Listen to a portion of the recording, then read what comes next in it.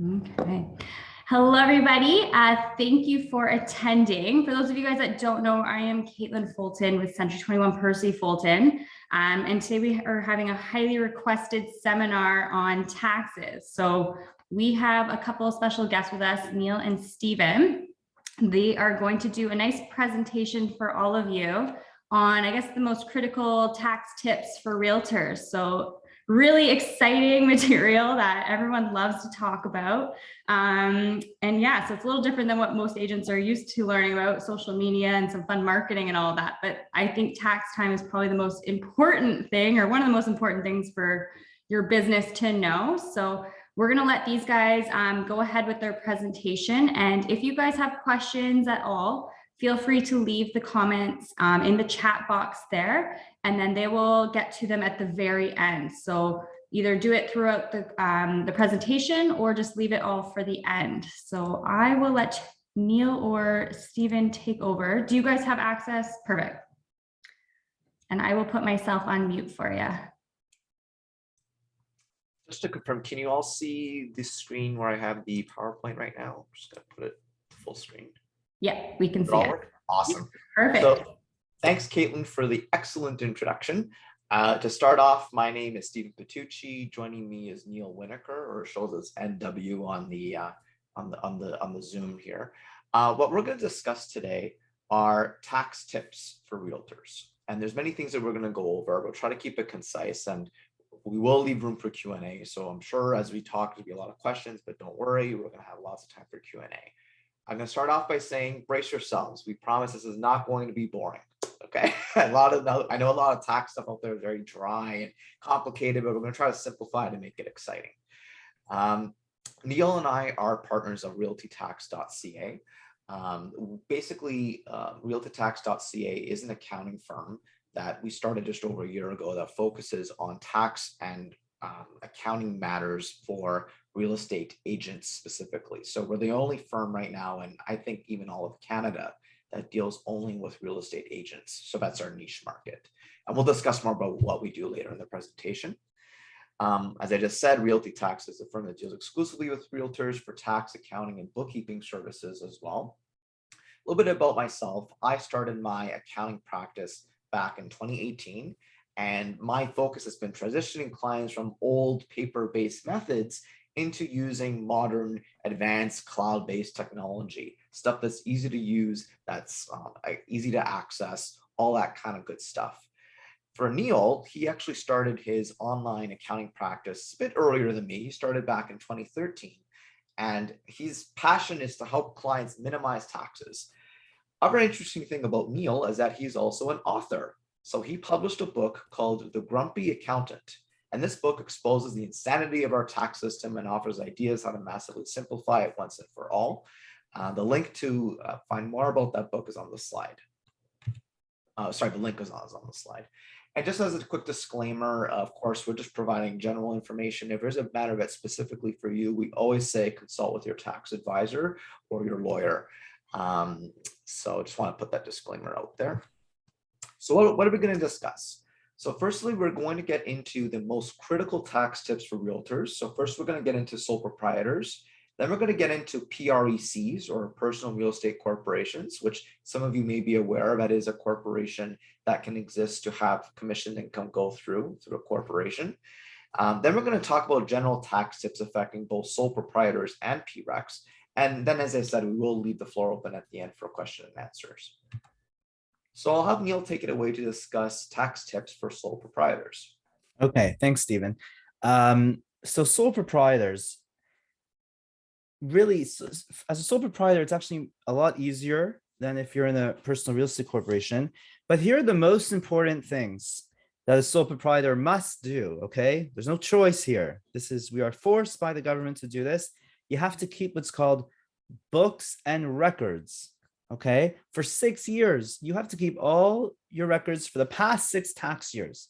So that's very important, because if you get a CRA, you can get a CRA audit from your income statement 3 years ago or 2 years ago, right? So you have to keep all your documents for the past 6 years.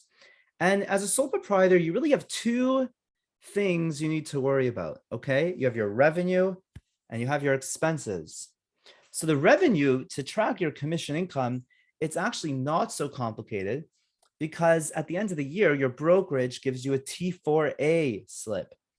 And your T4A slip, along with the detailed worksheet that accompanies the actual slip, will show every single commission that you earned and the breakdown, the HST that you collected, which is obviously very important, and any fees that the brokerage might have deducted.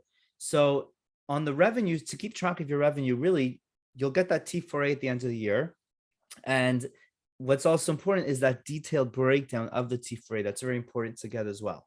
So if we go to the next slide, Stephen, and then, okay, expenses. This is where it gets tricky. And this is where most of the questions, like all of our clients who are sole proprietors, this is where they ask us a lot of questions. So first of all, they ask us, well, what expenses can I claim? Because if we're talking about tax tips, if the goal should be minimize your tax bill, right? You want to pay as little tax as humanly, legally possible, okay? And we don't want to do anything wrong. We don't want to do anything offside, but within the legislation, the Income Tax Act, you are permitted to deduct every single business expense that you are entitled to, okay? But you have to keep your receipts for 6 years. And on this link, click here for a comprehensive list. If you click on that link, this takes you to our website, RealtyTax.ca, and there's a downloadable PDF that we've prepared. And this PDF has a list of every single expense you are allowed to claim as a realtor. Stephen, I wonder if you can pull it up on your website, just to, on your screen to show people, just like on our website there. Yeah, here we go. So this is right on our website. You could download this PDF. There's no cost or anything. And it's just 2 pages. And it just goes through every single expense here. Okay, so this is your biggest tax tip, really, is making sure you're not missing out on any valid deductions. Okay, so these expenses here, you should print this off our website or keep it on your desktop, use it, refer to it as a resource to make sure you're not forgetting anything. Okay, so that's a really important, it's really important to keep note of. Don't forget to claim what you are allowed to claim. Now, in terms of keeping receipts, this is important, obviously, because if the CRA audits, you want to be able to prove to the CRA that you actually incurred these expenses. Credit card statements are not good enough. Okay, why? I don't know. There's no logic in our tax system. When you try to ask, why is this rule in place in our tax system, half of the time you will not get a good answer. Okay, but you have to actually have the receipts for the expense. Okay, you cannot. The credit card statement is not sufficient proof for a CRA auditor. So how do you keep your receipts? Okay, so we have some ideas that could help you. If you are right now, if you have a shoe box and you put every receipt into a box, and at the end of the year, you take every receipt and you manually are inputting information from that receipt into an Excel spreadsheet, we would tell you that you should be ashamed of yourself.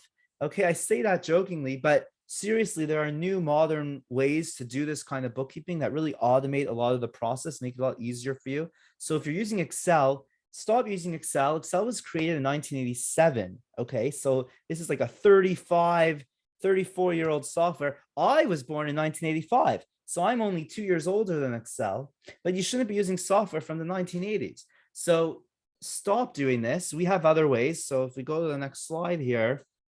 Before we go on, sorry, I just wanted to quickly add regarding why credit cards aren't good enough. And this is a question I too also get, because sometimes realtors say, well, here's all my credit card statements, it's all good. The reason why this actually comes about is actually more on HST audits. So the thing with CRA is that the examiner will usually follow their rule book, which says you got to make sure that if if a taxpayer is claiming input tax credits or HST on their like deducted from the HST that they collect, that for those expenses there's the actual receipt showing the HST number, amount of HST that was charged, all those fine details. A credit card statement won't provide that. So we've had situations in the past where clients think it's fine, and then basically all their input tax credits get denied. What does that result in? More HST owing than what they anticipated. So I just want to put that out there. I'll just continue on with the rest of the slide. Thanks, Stephen. So how do you keep your receipts if you want to move away from Excel and manually inputting receipts and wasting all that time? So our 2 favorite apps are QuickBooks Online and another app called Dext. Okay, so QuickBooks Online is great for people who don't really want to scan in every receipt into an app. But what QuickBooks Online does is you can actually automatically connect your bank account and credit card into QuickBooks Online, and QuickBooks Online and connects to your bank and your credit card, automatically uploads every single transaction. And all you have to do is categorize with one click, and you have to make sure you're doing HST properly. We offer a monthly bookkeeping service for people who don't want to do it themselves. But if you have time and energy to figure out how to do it yourself, it's not so hard, honestly. And you could obviously track your HST as well in QuickBooks Online, which is important. QuickBooks Online also for realtors, this is very important because we know all the realtors we deal with drive at least 90% of the time for business usage or more. So tracking mileage, QuickBooks Online has an app that goes on your phone, and you could track your mileage right through that app. So it's a really good tool. There's another app we like, which is called Dext. Dext used to be called Receipt Bank. I actually hate the name Dext. I love the name Receipt Bank. I don't know why they changed their name. I don't know what that marketing meeting looked like and what they were smoking there in that meeting to come up with that new ridiculous name, but it's an amazing app despite the name. And this is great for people who really like scanning in their receipts and are diligent in scanning in their receipts. This is a great app, CRA audit proof. You could drag and drop the receipts from your desktop into a dashboard. You could email. If you have a receipt in your email, you could just forward that email into the Dext system, and it keeps the receipt for you. So, and it creates a report at the end of the year. You can have a report of your expenses by category. So Dext is also a great app. And these apps, they're not super expensive. Dext might be $25 a month, or QuickBooks Online could be anywhere from $10 to $40 or $50 a month, depending on which version you get. And they always have sales. Every time I go to the website, 70% off every day, 365 days of the year, it's on sale. So, and there's obviously a free trial you can do as well if you want to check them out. But these are great ways to save you time. Now, here's another tip. This is so important. All these tips are important, okay? But this is really important. If you have not yet done so, you got to set up your My Account online with CRA. So there's two. You'll have one for My Account for your individual, your SIN number tax account, your personal tax. And then for your HST account, it's called CRA My Business Account. Now we put the links in those slides there, but it's really easy to find those, the link. You just go on Google, type in CRA My Account or CRA My Business Account, it will come right up. And in these online portals, there's a lot you can do there. It makes things a lot more efficient. You could, because if you try to call the CRA, good luck. You'll be on hold anywhere from 5 minutes to 2 or 3 hours. Okay. It's like calling an airline. Okay. So I wouldn't bother with calling CRA if you don't have to. Having your CRA account set up will save you a lot of time. And you could see your past 10 years of tax returns, all your notice of assessments. We frequently get emails from our clients in a panic. I need my past 2 years of notice of assessments right away. I'm applying for a mortgage, and they're freaking out. So you can go on your CRA My Account, get your notice of assessments. You could see your account balance. You could authorize representative. You could see your RRSP, TFSA room, carry forward balances. Everything is in there. You could change your address right through there. And you should have this also for your HST account. You could file your HST return right through there. You could change your tax returns, like adjust your return. So there's a lot there. And this really makes things a lot more efficient for you. Let's go on. So this is now, I don't know if anyone, this is the last thing I want to talk about for sole proprietors. I don't know if people remember that infomercial with that guy with those kitchen appliances. Remember, set it and forget it. Okay, so this is my favorite tax tip for realtors, not just realtors, by the way, any self-employed person in Canada that's collecting HST, and anyone self-employed. When you're self-employed, income tax is not being deducted from your paycheck, right? When you get a commission from the brokerage, not only is there no income tax deducted, but there's HST in there. The HST is not your money, and you will owe income tax at the end of the year. So what we tell every single one of our clients, we strongly, strongly urge them, set aside the HST. When you collect every commission that comes into your bank account, take that HST, set it aside, okay? Open a separate bank account. We tell people you can open a savings account. The bank doesn't charge you. In fact, you'll even earn a tiny bit of interest. Interest rates are so low right now, as everyone knows, but you'll earn $1. Okay, so $1. Oh, very nice. But the point is, set aside the HST that you collect, and even set aside an additional amount for income tax. Because at the end of the year or throughout the year, if you're paying tax installments, you have to pay quarterly HST installments, have it set aside, okay? Don't spend that money, don't use it. And in terms of how to calculate, well, how much should I set aside? We do those kinds of estimates for our clients, but there's online tax calculators you can use. If you go to Google, type in EY, Ernst & Young EY tax calculator, and you could sort of estimate what your tax bill is at the end of the year, and then you could calculate how much you should set aside. But this is so important. Set it and forget it.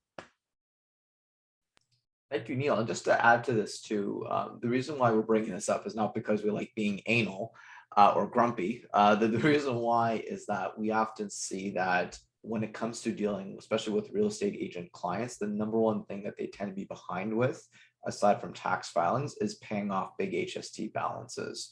So what is the implication of this? Okay, not only is it like CRA penalties and interest, but if a balance is unpaid for a certain period of time, they have the right to seize assets, garnish accounts, not very pretty things, and people don't want to be in those situations. So we're mentioning this because, again, we see it as a very common issue.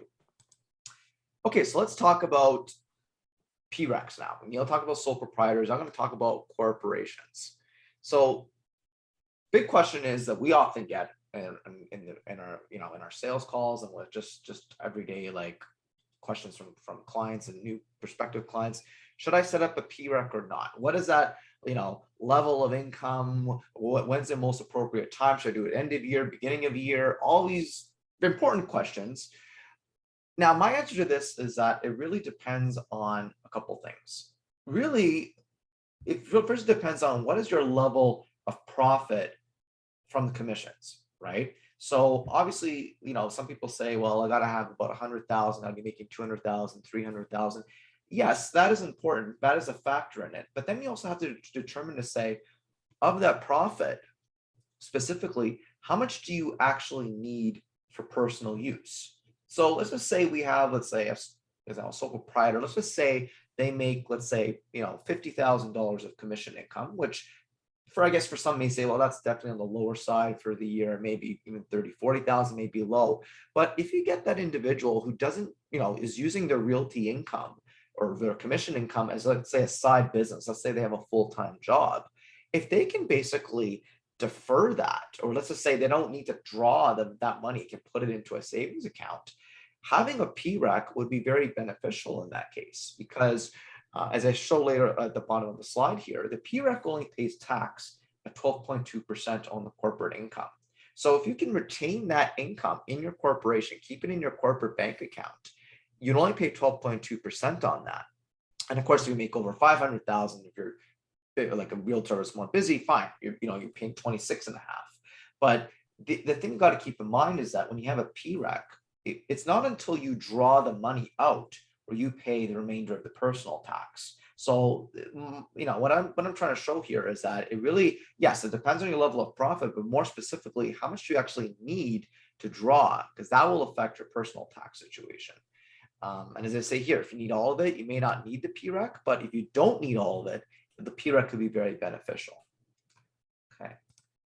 And we talk about personal taxes, right? If you remain as a sole proprietor, you're subject to these levels of personal tax rates. And what I want to highlight here is the ones in bold. Or if you're making over 150,000, especially even over 220,000, you're being taxed at over 50%. So let's just say you are a realtor right now, you're making 250,000 and you're about to close your next deal. And you're thinking to yourself, well, okay, I have all those big commissions coming in, great. Well, keep in mind, the government right now is taking over half of it. So with all the work needed to get the closing to happen and all the, I know being a realtor is a very busy job, right? There's a lot of things that you guys and gals do. So what I'm trying to say here is that, do you really want all of that going to the government, or not all of it, but at least over half of it going to the government? My take on this is that a lot of people say, you know what? No, I actually want to keep some for myself right now. Right? So one way to do this is by setting up the PREC, because again, you initially get taxed at the 12.2%. The remainder would get taxed when you draw the money. And some people would say, well, aren't you just paying tax later? What's the difference? Well, no, because if you pay it later, by time value of money, you're technically saving in taxes. But then on the other side too, is that you may be able to figure out a plan where you draw a certain amount where your overall personal tax burden is low. So as one tax step thrown in here is that if let's just say you have no other personal income and you draw, let's say, about a $30,000 dividend from your corporation, technically that $30,000 dividend is tax-free. So not only do you get the corporate tax savings at the 12.2%, but your personal tax burden in those situations may not be so significant. And if you are a sole proprietor, you are subject to these rates. So just want to point that out there. Some other things that I want to highlight about PRECs specifically, and just to give you some background too, PRECs did became Ontario law as of October 1st, 2020. So it has been around for over a year now. So in case you're wondering, saying, oh, the law's still fresh, it's been around for over a year. So it's not really brand new, but it's not really old either. We're at an interesting point in time. But just some other things I want to discuss. The PREC is not a professional corporation. So it actually is called a personal real estate corporation. I want to stress this because if you are setting up your personal real estate corporation, we've seen some clients make this mistake where they use the word professional in the name when they're setting up their corporation. Professional is a term used strictly for accountants, lawyers, doctors, engineers, other professions. The last thing you want is those people going after you saying, sorry, you can't use that. Like that is not allowed, right? It's a pain in the butt to change corporate names. So just don't even go there. I mean, you can even use a numbered company. You don't have to even have it like with actual your name in it. So just want to point that out. Everything I also want to point out for PRECs is that a husband and wife cannot share one PREC in the sense of if you have a husband and wife that are both realtors, each realtor must have their own PREC. That is the law for what's governed under the Ontario regulations. So, and also I'm going to say this also applies to teams. So not even husband and wife. Let's just say a team of three, you're saying, well, let's just all get a PREC and we'll be 33% shareholders. That's also not allowed. Each realtor must have their own PREC. But at the same time, you can each have your own PREC and then have when the commissions come to the brokerage, that can be split between each of your PRECs. That is okay. So to the next slide here. One question we often get is someone saying, I have a full-time job and work only as a realtor part-time. Should I incorporate as a PREC? And as I was saying before, sometimes this could easily be the case where you could say, well, you know, even if your commission income is pretty low, the question is, how much do you need of that money? If you can put it all aside, definitely the PREC would be beneficial because, hey, as I have on the slide here, you're only paying 12.2% tax instead of 50 to 53%. Another question we also get, can my PREC claim commissions on deals that closed before it was formed? Answer to that simply is no. Legally, the PREC must be formed and deals must have closed before the PREC can claim this as income. Okay. Now, the question is to say, you know, I kind of alluded to saying, well, you can draw money from your PREC, but how can you do it? Would you do it as a salary? Would you do it as a dividend? What's the difference, a combination? So really the beautiful thing about having corporations, including PRECs, is that you have options to choose how you want to pay yourself. So what we usually say is that if you have less than $50,000 of income and you require that more for personal use, what you can do is that you can pay a dividend out. So basically that would avoid paying Canada pension. And as I was saying, you virtually pay zero income tax on that dividend.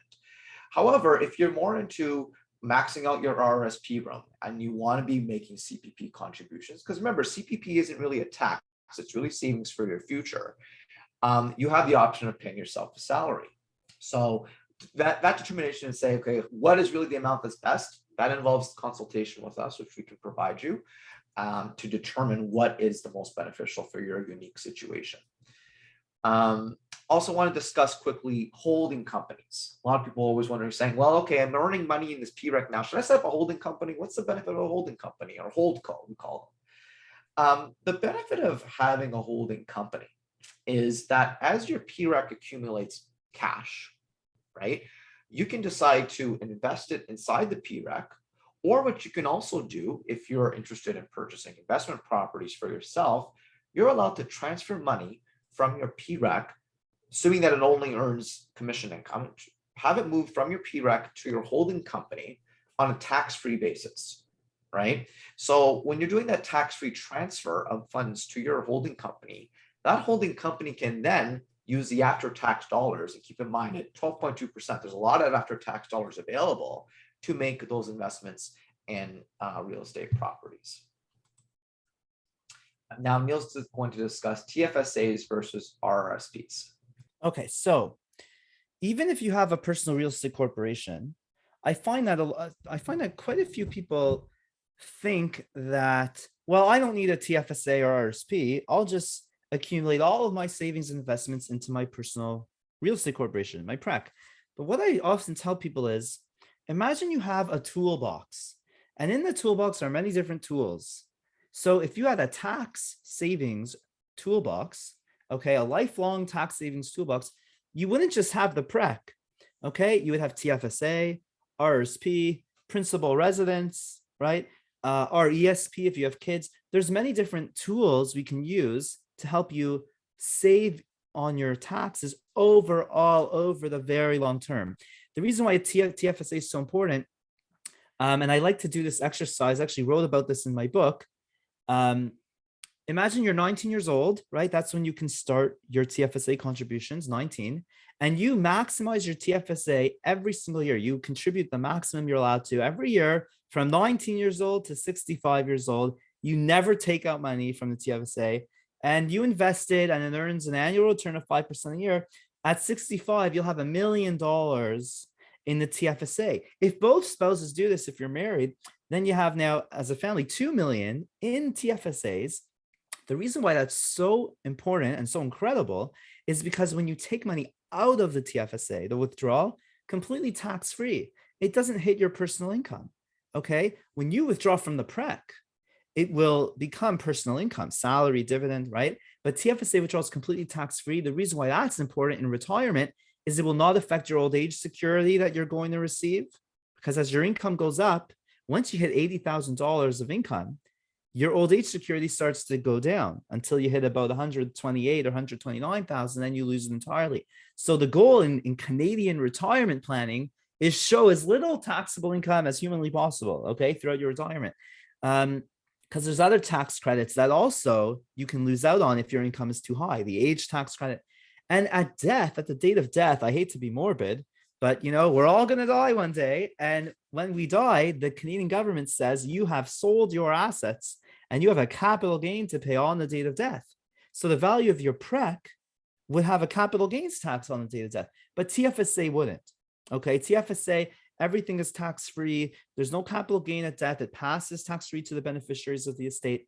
So TFSA is still so important for long-term planning. If you don't have a TFSA today, and you were 19 years old in 2009, I'm sure most of us in the room are probably 19 years old in 2009, you could have $75,500 of TFSA contribution from today. Plus on January 1st, we get a new $6,000. So it'll be $81,500 January 1st.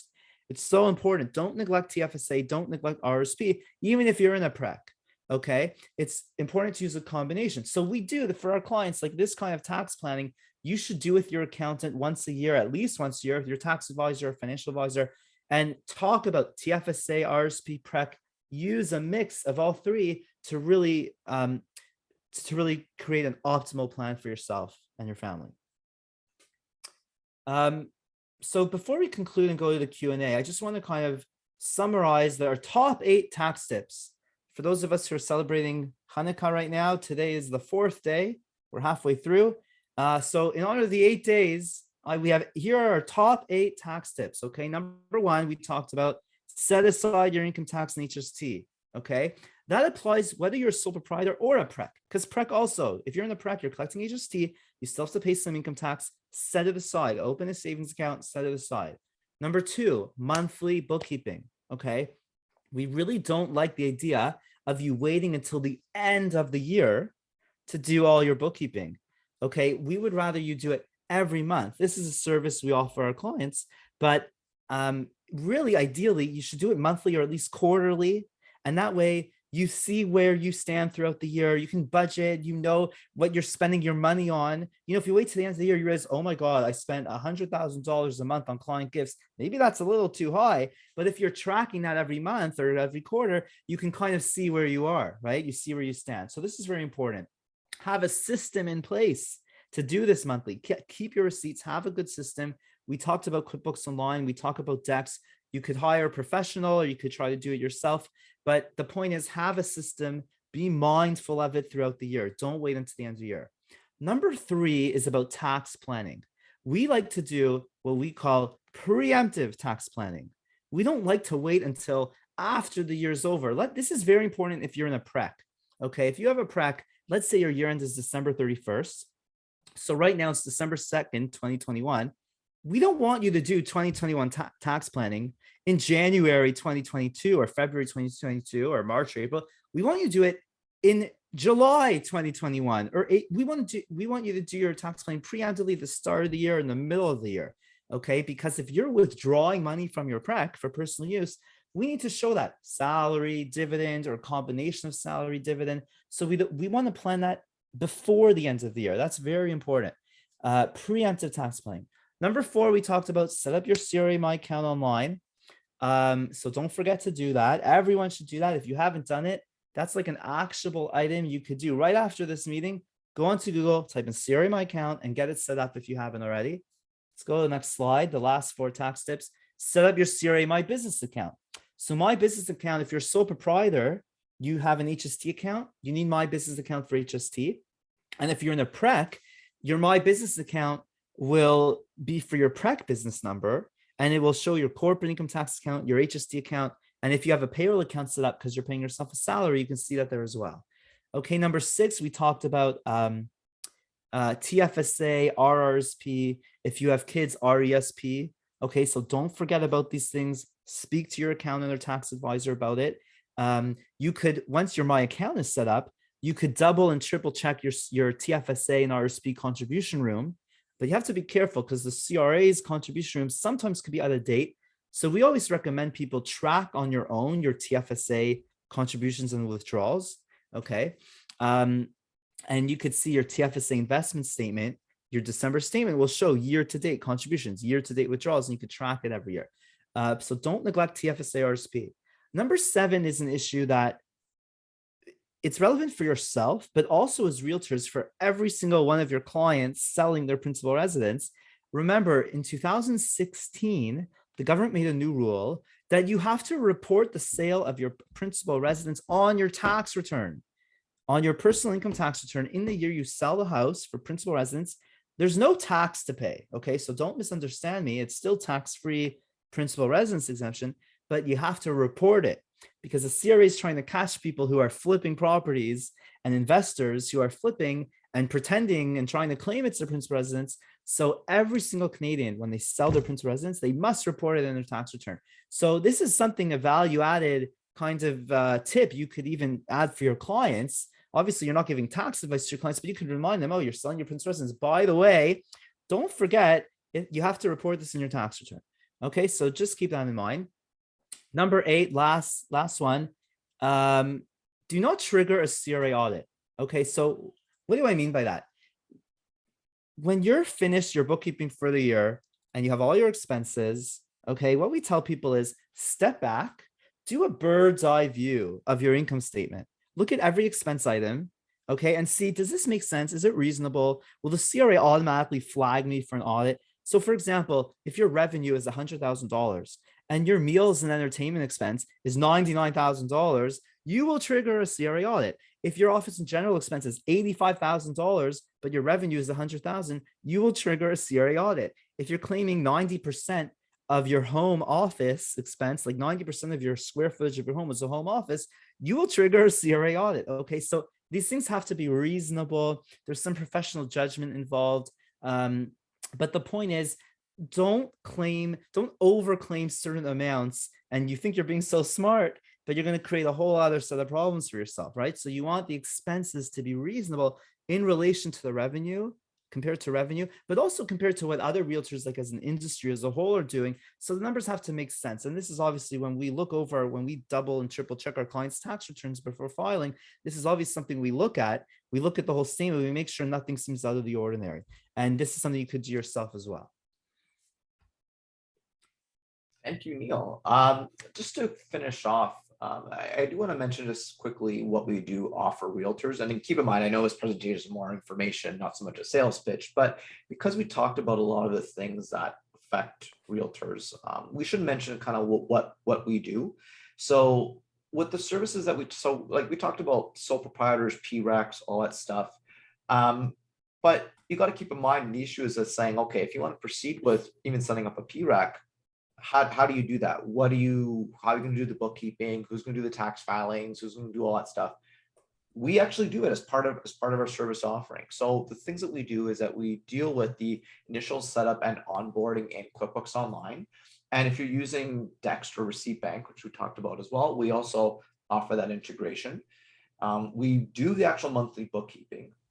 And that monthly bookkeeping will be in QuickBooks Online, which is online and cloud-based. So you don't have to worry about, gathering together your receipts and visiting us and all that. Like, no, it's all cloud-based. You can continue to do what you do every day, and we just work behind the scenes.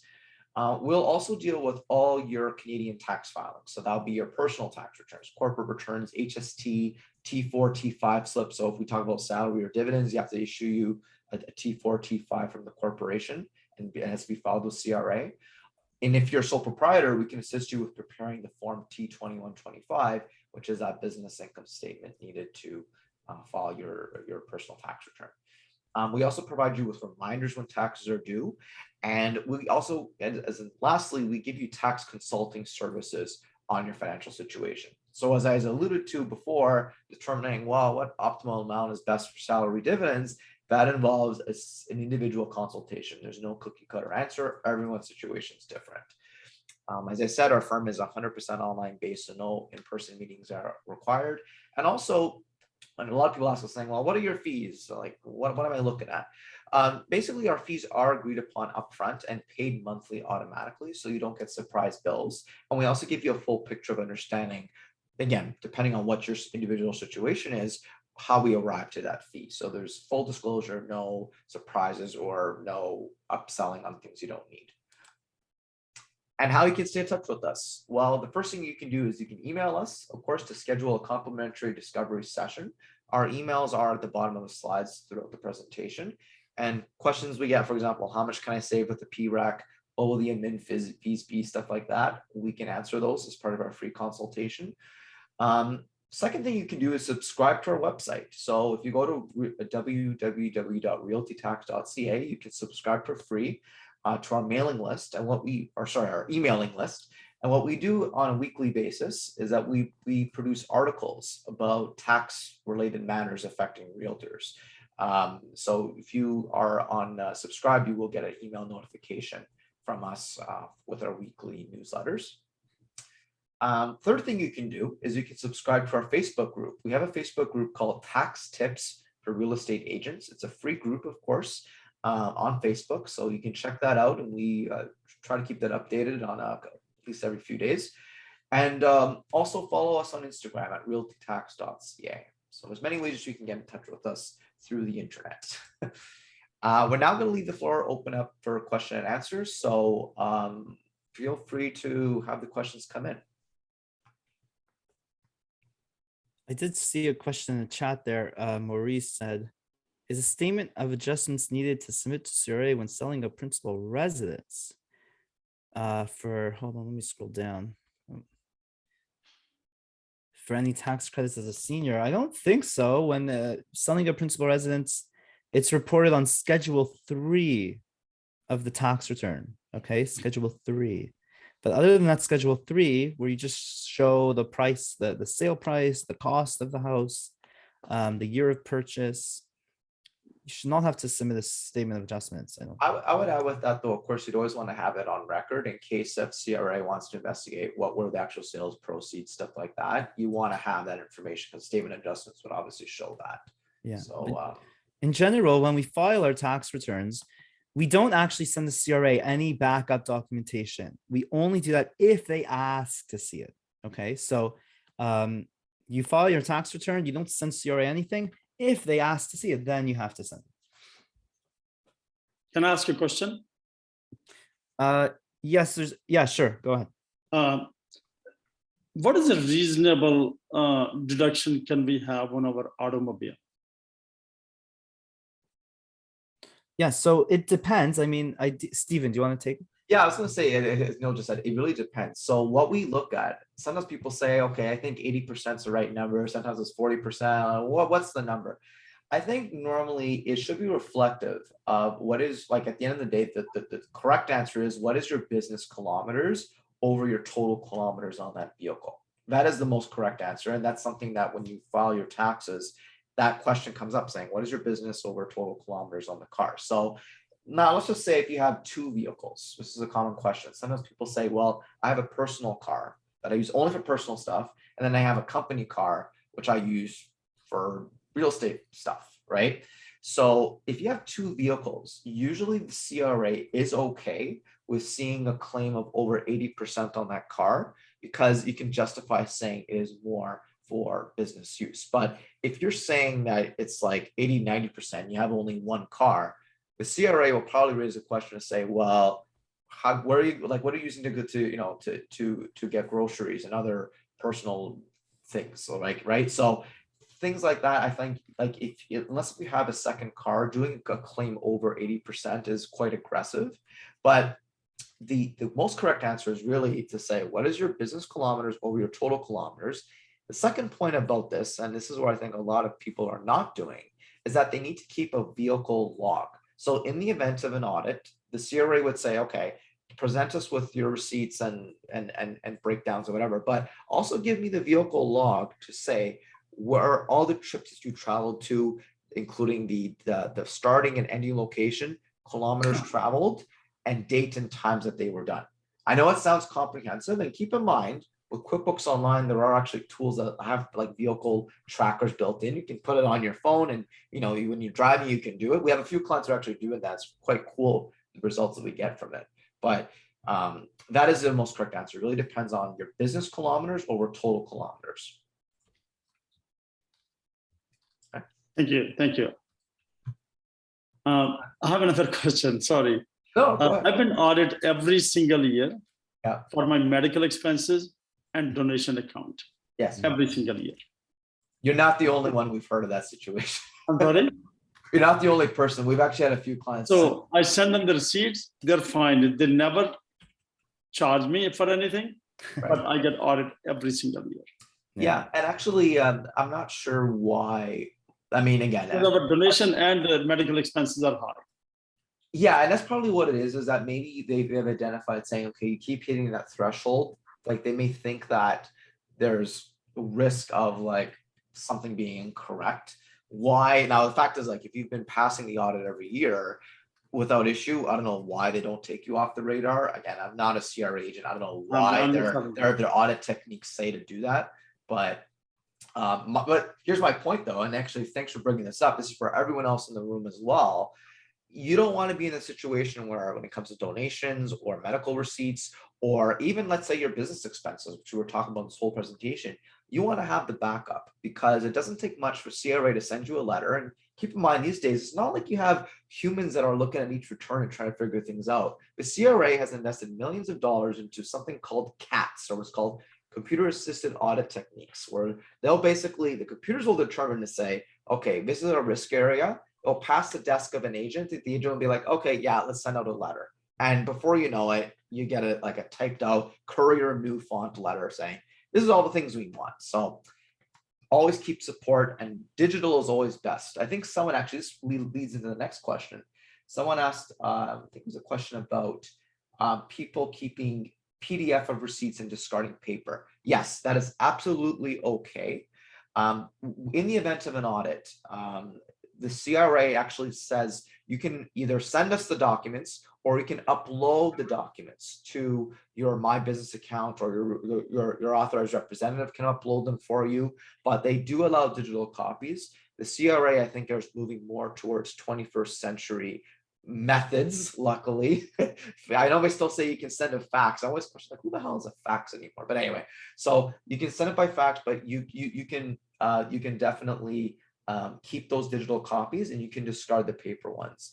I always say though, before you discard the paper, just make sure that those digital copies, everything is clear on it. You don't want to be taking a whole bunch of blurry pictures and then throwing away the receipts, because like that's not going to help you. So just make sure whatever you have as copies, they're legitimate and nice and clean and crystal clear.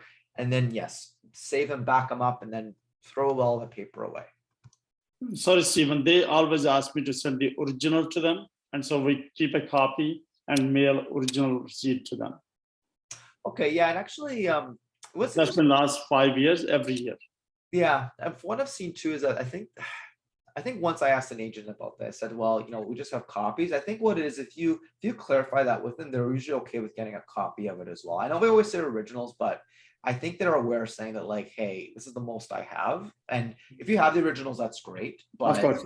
But yeah, I mean, my take on it is that because they know that not like, I mean, it's funny, I live in a condo, there's a limited amount of space you can keep paper, right? So I think other people that are aware that like it's hard to keep that stuff. So I think it's just maybe just clarifying with the agent that's assigned to the audit to say, hey, this is what I'm sending, just so you know, and they'll usually give it like the blessing.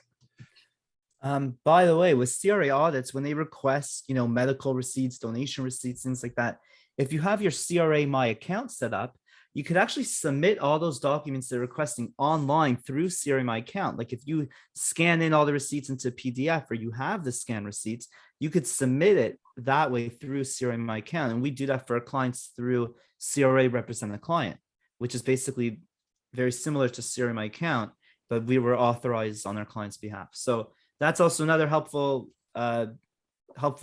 tool in CRA My Account. We had a couple more questions there. If you get asked for backup of something a couple of years in a row, does that increase your odds of getting question audited? I mean, not necessarily. Again, I think what they do is it's kind of automated who they flag for an audit. Like if you have a donation receipts, or medical expenses or whatever it is, that's, a very high amount, you'll get audited. Like I know somebody who's, their kids were in university and they were claiming the tuition credits. And like every year, these university students who had no income, okay, all they had was their tuition credits. Every year, all 4 years, they got audited. The CRA wanted to see the T2202 slips for tuition. So because they're huge amounts being claimed, so sometimes it's just bad luck, and it's just the CRA systems, flagging everyone. Can I ask another question about the car? Let's say you buy a car for $200,000. You can only claim $30,000, $40,000, $50,000. Or your lease payment is $5,000. You can only claim $900. Can you claim the rest of the amount from your PREC after paying 12 or 27% tax? No, and actually, that's a very good question. But you're paying the tax. You already paid 12 or 27% tax, but from the balance of the amount. Right. So the specific question is saying, can I deduct the remainder? The answer is no. So in this rule applies if you're a sole proprietor or you have it through a corporation. The laws are exactly the same. They'll say that is the restriction on what you can claim. But you brought up a good point though, because what's interesting now is that there is, and we got to often get this question a lot too about the amount that you can write off, right? So you have options. You could either buy it, you could essentially buy and finance it, or of course lease it. Sometimes if you're having if you're buying, let's say, a zero emissions vehicle, the amount that you can write off, as you noted, is it's above that 30,000 threshold. And it's kind of funny how they put the threshold at 30,000 for writing off a car. We call it capital cost allowance, because $30,000 car is not much. It's been sitting at that rate for years and years, as if cars don't appreciate like in cost. So basically, yeah, if you have a zero emissions car, you may be able to get a better write-off. But my point here is that it really, you still are subject to those restrictions even after paying the taxes in the corporation.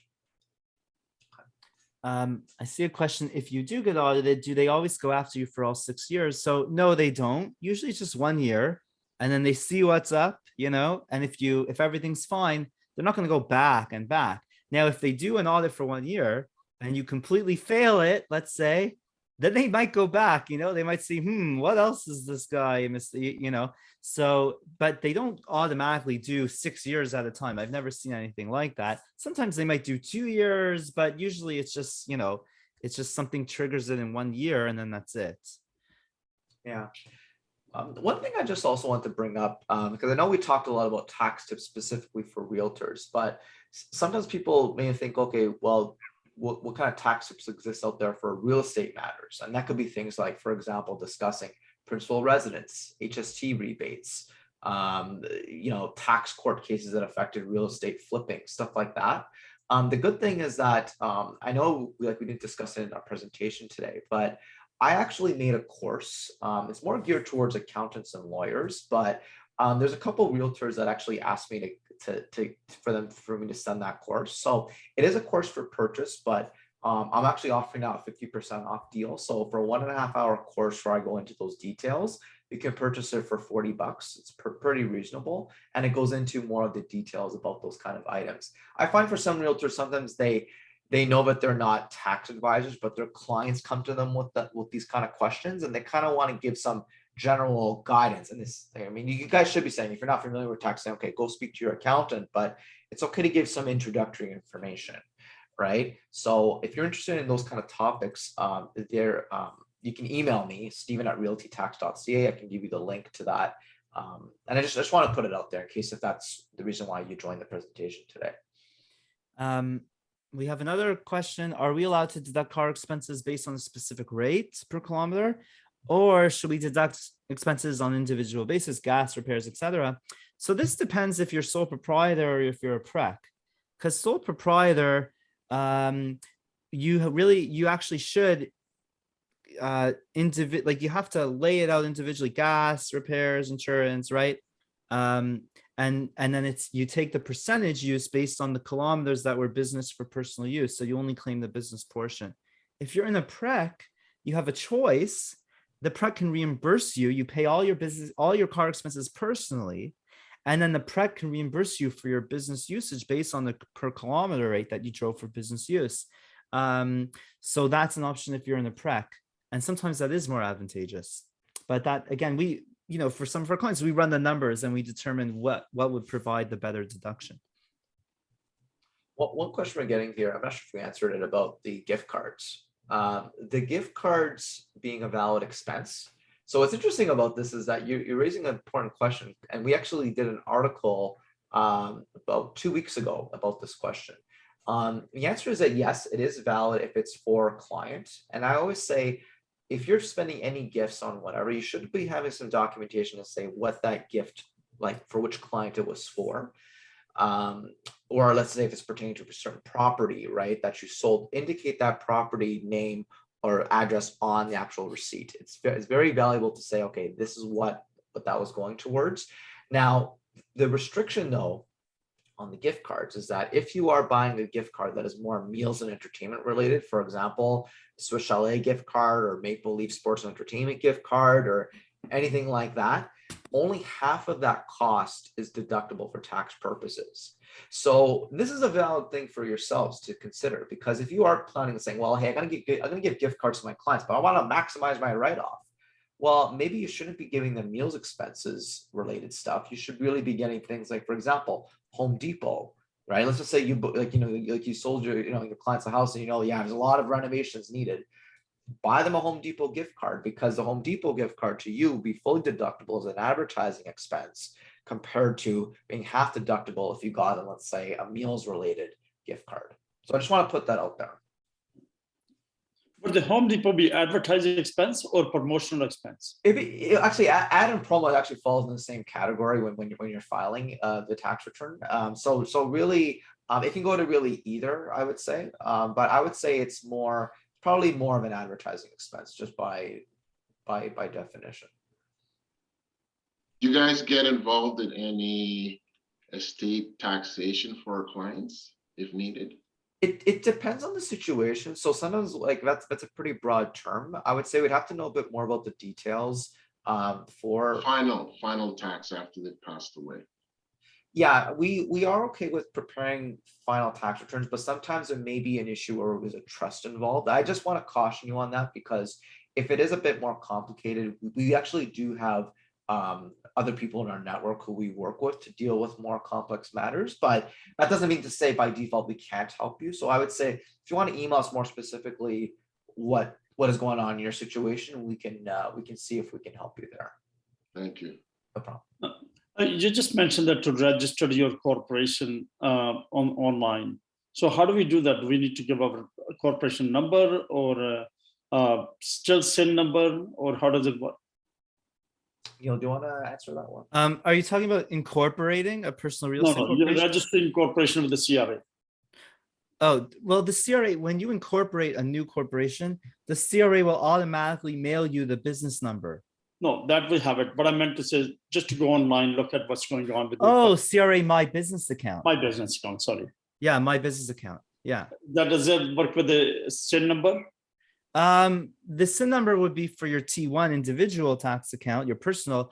To open your CRA My Business account, I think you still might need your SIN number, like to prove your identity, right? They're going to ask you a whole bunch of questions to prove your identity. So you still will have to have your SIN number. Yeah.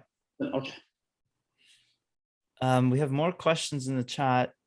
So I currently own my vehicle outright. I'm wondering if it's worth selling it and then leasing a new vehicle under my business. So lease versus buy, this is a common question we get. We get this question all the time. What's better, lease versus buy? Again, it depends. We actually can run the numbers for you. Like we have an Excel spreadsheet. We put in I know I was bashing Excel earlier, but for certain things, Excel is good. Okay. For certain things, it's not good. But to calculate lease versus buy, we would have to run the numbers for you. Because in either case, usually you get a deduction. If you own the car, you claim depreciation expense. If you lease the car, you claim a lease deduction every month. So you still get a deduction either way. Which one is more beneficial from a tax perspective? It depends. But usually what I actually tell people is don't only base a decision on the tax difference, because, you know, when you lease a car, there's more restrictions in the number of kilometers you can drive. And right. So I would say, like, what do you generally prefer? Forget about tax, right? Like, what do you usually do? Would you rather lease or buy? Forget about tax, make the decision, and then let's calculate. Let's see if tax makes, a big difference and if it would affect your decision. That's how I would go about that. We have another question. Are there separate categories for gifts? So, Stephen, did you answer this already about how, like, if the gifts are for food, entertainment, it is 50%. You talked about that? Yeah. Okay. And then if I'm paying for staging on listings, how can that get tracked to benefit me? Yeah, look, staging costs as a realtor, of course, it's a valid deduction. It'll be a huge deduction if you're paying for staging. So you definitely have to keep track of it. Again, like I said before, monthly bookkeeping or whatever bookkeeping system you set up for yourself, you should have a system in place. The staging costs are obviously a big expense. You should be recording that expense, keeping all those receipts. Like the staging company, hopefully is giving you an invoice. That's very important.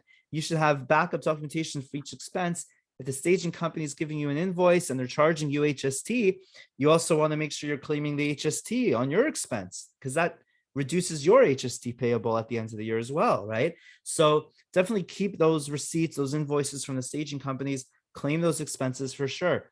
And when we do monthly bookkeeping for our clients, we're looking through literally every single expense. And if we see something we don't know, we'll ask the client, what is this? Was this business or personal? They'll say, yeah, that was staging. That's business. Okay, now we know that that's staging going forward, right? So definitely you don't want to leave that out.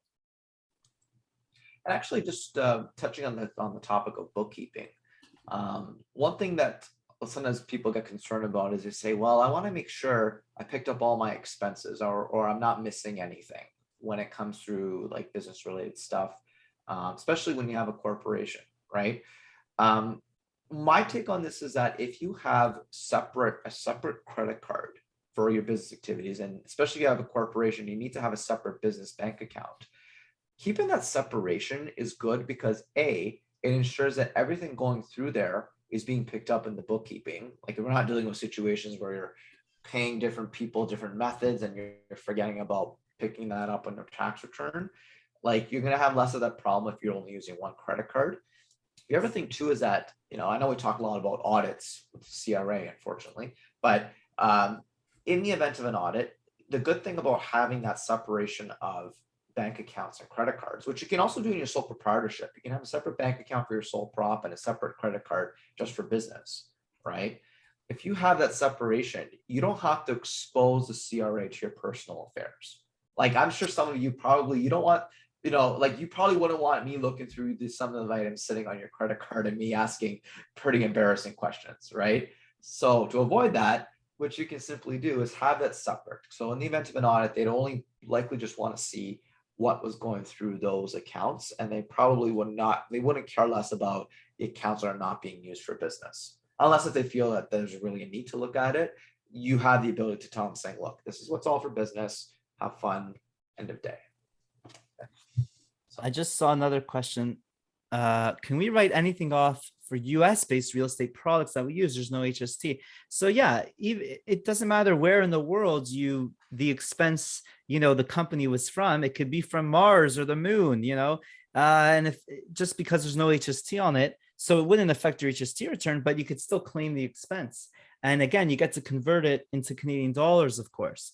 So that will complicate your bookkeeping for you. But on your Canadian tax return, any expenses that you incurred in a foreign currency, you have to convert everything into Canadian dollars. But you can definitely claim the expense.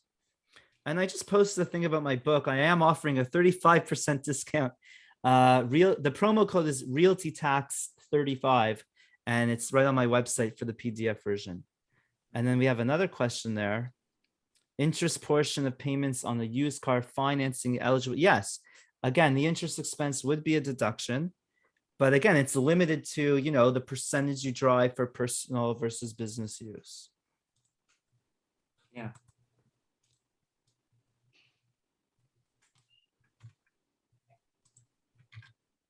I think we talked about everything. We can stay for another few minutes, another 5 minutes. If there's more questions, I'm happy to stay for another few minutes. And again, you could email us. I'll just put my email. I'll put our email addresses in the chat. Neil and Stephen. It's there. Oh, it's already there. Okay, you got it. Yeah, I was just gonna say, I'm just trying to post also just a link to that course I was talking about, but it's not allowing me to click enter. I don't know what's going on. I'll just send this to Neil so that way he can. Neil, what is the realistic expenses the agent should have? Pardon? What are the realistic expenses the agent should have? That a realtor should have? I was talking to my accountant. He said, I have some salespeople come in with 80% expenses. 80% of their income is like Exactly. total. I said, you're kidding? Well, look, that seems high to me, right? 80% of your income is going to expenses. I mean, I would like to see the breakdown. That's what I'm saying. For those realtors, what categories are pushing it up so high? 80% seems high to me. No, but what is the realistic? 40%? I mean, look, it could be anywhere from 10 to 40%. It really depends on the realtor. Some realtors, they pay for all the staging for their clients, like we mentioned. Some realtors are driving all over Ontario, right? Some realtors aren't driving that much. They're just staying within the city or a very specific location. Other realtors might be driving all over the place, so they have higher car expenses. Some realtors do a ton of advertising expenses. It might be Facebook ads, Instagram ads, Google ads. There's all sorts of marketing agencies that they might be spending money on to generate leads, right? Other realtors might not do any paid advertising, right? Yeah. So there could be a whole range, honestly, but 80% seems high to me. I don't think any of our clients, I've seen that high. And if I did, I would question it. And I would say, hold on a second. Are you sure you want to claim all this, right? It also depends on the year. In 2020, we would expect that meals and entertainment would basically be zero because, I mean, people weren't going out as much during COVID. So we looked at when we were filing our clients' 2020 tax returns, if we saw, a lot of meals and entertainment expenses, we would question that. We'd say, are you sure you want to claim that? Because CRA might question it, right? So, 80% seems pretty high. No, that my accountant says, I had somebody who claimed 80%. I said, you're kidding? Really? Yeah, it seems high, yeah. So someone asked about our fees, non-prep, if they do their own bookkeeping. For fees, get in touch with us directly because it really depends on on your specific situation. Okay, but our fees are very reasonable, and they are fixed, agreed upon up front, so we never send surprise bills. For our monthly bookkeeping clients, our prep clients, sole proprietor, we charge a monthly fee. It's a fixed fee for the whole year, a charge every month. So you can get in touch with us directly. Yeah. We have another question about if I have one residence which is rented out for 2 of the 5 years. Okay, hold on. This whole 2 of the 5 years thing, that's not a Canadian tax thing. We've been asked this question before. That's a US tax thing. Okay, so here's another important tax tip. If you have questions about tax and you go on Google and you type in your question, a lot of the time American websites will pop up and they'll talk about deducting mortgage interest on your principal residence and deducting property taxes on your tax return. Those are US tax things. So this whole thing about the 2 of the 5 years, that's not a Canadian tax thing, unless I'm misunderstanding the question. Why not 2 out of 5 years? My daughter lived in the condo 2 years and she rented out for 4 years. First 4 years she rented it. But that's a different story. So the principal residence calculation, every year that it's rented out, you don't get to claim the principal residence exemption for that year. Exactly. But the years you did live there, you can claim. So in this question, if you have a residence that's rented out for 2 years out of 5 and you sell it after 5 years and you live there for 3 years, you basically get to claim it as a principal residence for 3 + 1 years. Okay, they give you a +1. Yeah, Stephen, go ahead. Sorry, just to add to this, Neil, and by the way, Neil, actually, if you don't mind just posting the link, I put it in the private chat just for the course. But the one thing that my course covers is actually something called the 45 sub 2 election, where you can basically extend the principal residence up to 4 years, even if you do not live in the property.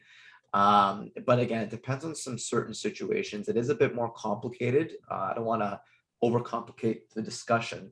But again, that course that I made does cover this issue about doing a 45 sub 2 election under the Income Tax Act to allow for potentially having more of the whole thing claimed as a principal residence during the non-occupied period. But as Neil was saying, or as what we were kind of alluding to earlier, when you have a principal residence, normally you have to own it and you have to actually inhabit the property at some time in the year. That is the general rule. So if you guys are thinking, well, I'm just gonna buy a property, live somewhere else, show that as my principal residence and claim the other one as my principal residence. Sorry, you can only claim one property as your principal residence per year. Even if you're living in your own cottage and you're saying, well, I'll use this one, fine. But then you're foregoing the other property you may have in the city or whatever. So really want to stress that. Okay. Yeah, I just posted a link to Stephen's course, CBD formula. You can get the course there and you can get your 50% discount. You contact Stephen. And then I posted another link, taxtips.ca. That's a Canadian website, .ca. It's actually run by a lady who runs this website and sells Christmas trees. Now, I don't know how she got into this combination of Christmas trees and running the most complicated tax system, tax tips website, but she does both. But if you click on that link to tax tips, you'll see the formula to calculate your principal residence exemption.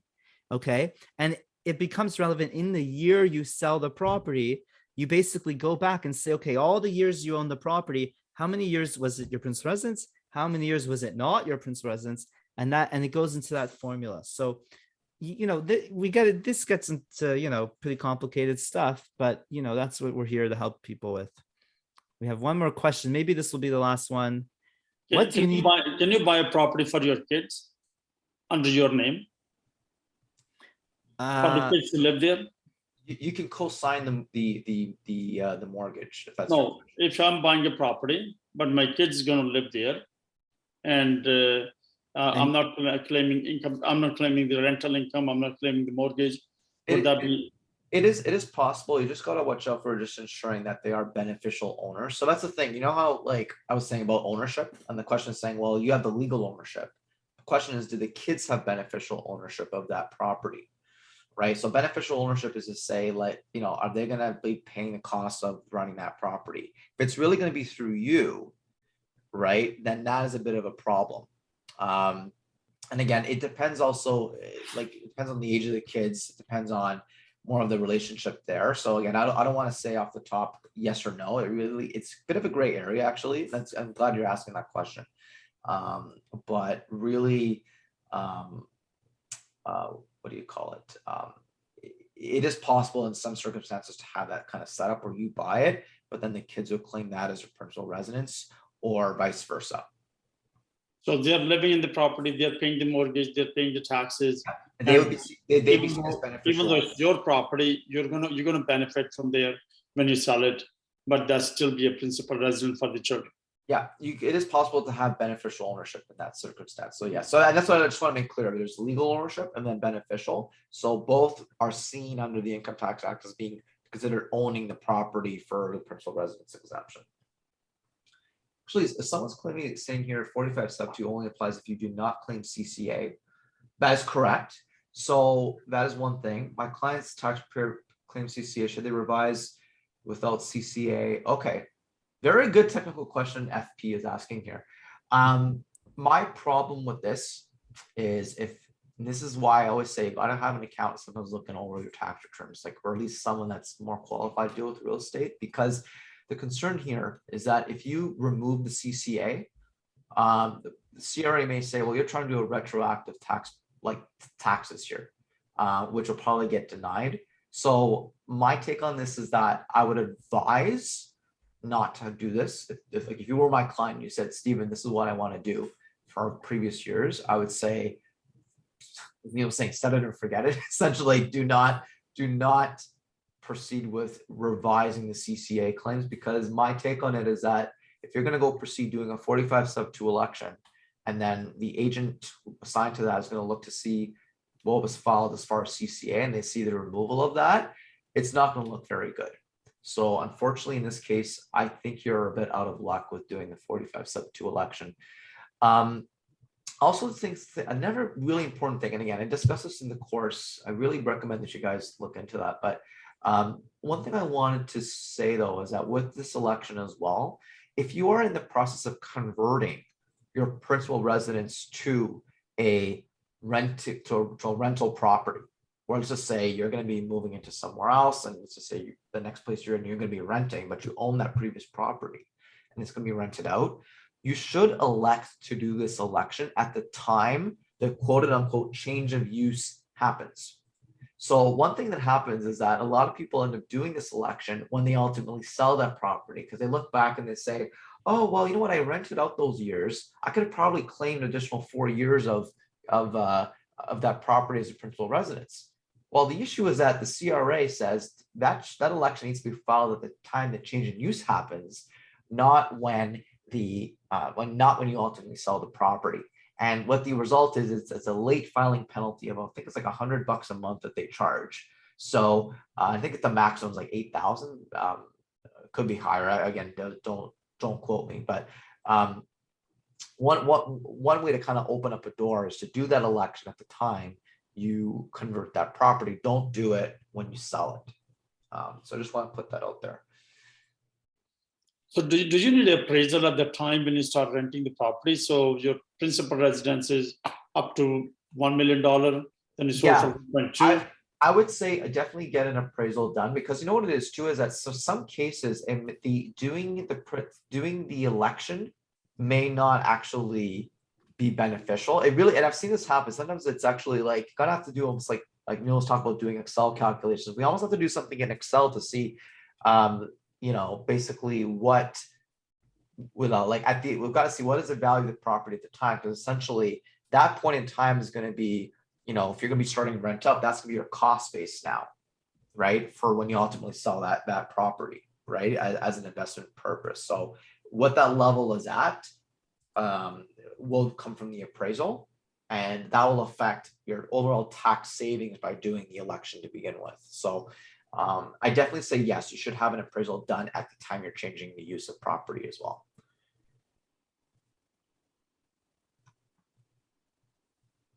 Okay. Other questions here? We tried answering most of them. Perfect. I'm gonna chime in, guys. I know you guys are getting tons of questions, and they have all been great. So I'm just gonna go on here. Awesome. So thanks so much, everybody, for coming. That was a really great session, Neil and Stephen. Thanks so much. I think it answered quite a few questions, and it was very simple for all of us real estate agents to really understand, which I really appreciate. So if you guys have any questions, that you want answered, you can contact Neil and Steven. I'm sure they'd be happy to answer anything you guys have. But yeah, thanks so much for coming out. That was a really awesome session from everybody.